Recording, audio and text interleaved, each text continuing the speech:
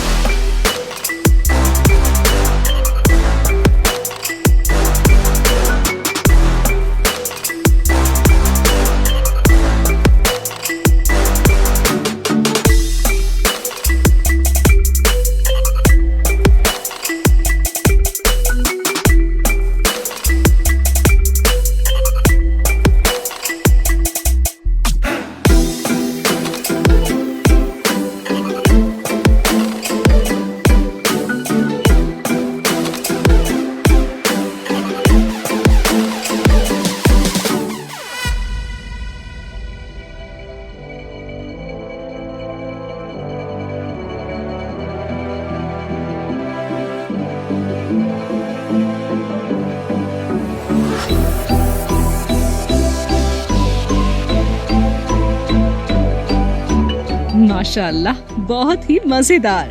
आप भी ट्राई कीजिए और हमें कमेंट सेक्शन में जरूर बताइए। Makka foods, let's make your tummy say yummy.